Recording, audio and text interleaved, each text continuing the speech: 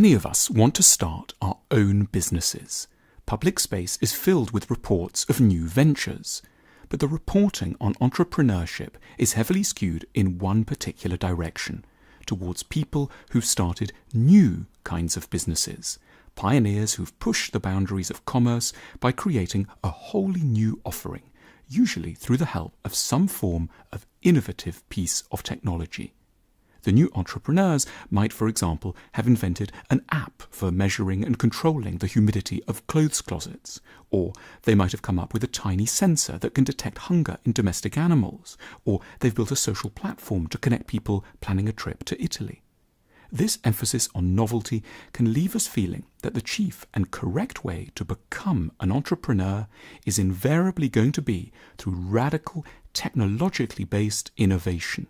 We may therefore, as we contemplate an entrepreneurial future, ask ourselves, with increasing panic, what entirely unthought of idea we might ourselves come up with to propel us forwards. In our frenzy, the answers we arrive at may start to lean towards the implausible, the trite, or the naive. But there is another path. Most of the economy is made up of businesses doing stuff that people have always been doing, or have been doing for a very long time. Making daily bread or shirts or trousers, teaching languages or giving travellers a bed for the night, raising animals or fixing teeth. In other words, most businesses operate in areas that economists call mature, sectors where it's rather hard to come in and make a surprising fortune. But that doesn't mean these sectors should be ignored. Far from it.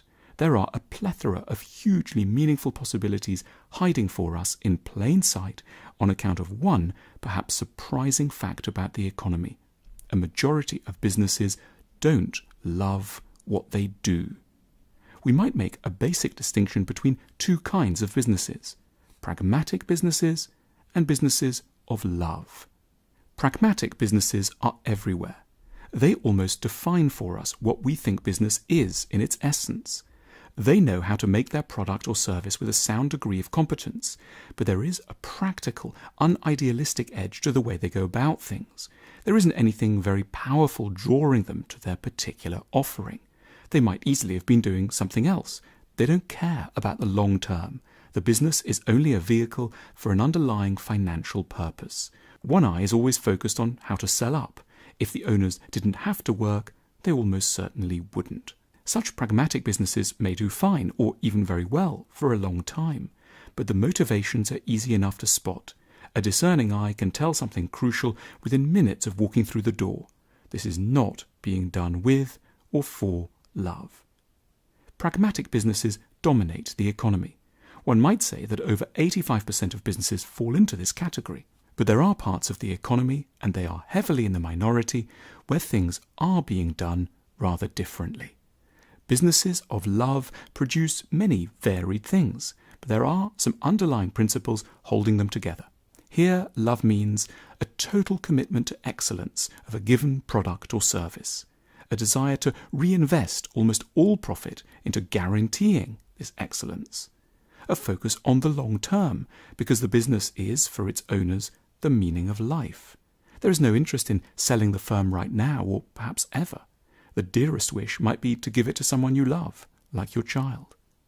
Love means you'd almost do it for free, and don't only because you need to live. You need to pay your employees, and you want the business to be able to last into the long term.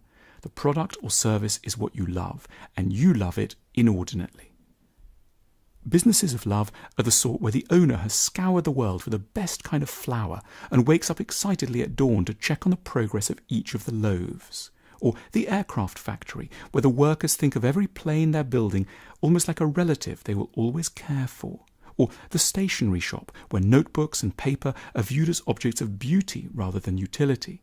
Or the travel agency that won't rest until it knows its clients have enjoyed their trips rather than just paid for them. Or the sandwich store that views a fine avocado and chicken roll as one of the authentic joys in a tricky life. Businesses run for love are not always successful in the standard financial sense of the term.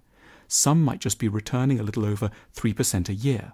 But for these enterprises, money is only ever a means to a greater, more purposeful end. There are huge opportunities to hand for any would-be entrepreneurs because most of the economy is in the hands of people who don't love what they're doing. Most law firms, dentist offices, hotels and bakeries aren't in it for love. They may be efficient and canny, but they are ultimately just waiting to sell up. We don't need to be very original to succeed. We don't need to have invented anything very new. We just need to make sense of our lives and make an honest living along the way, to offer the world something we love a little more intensely than most people do.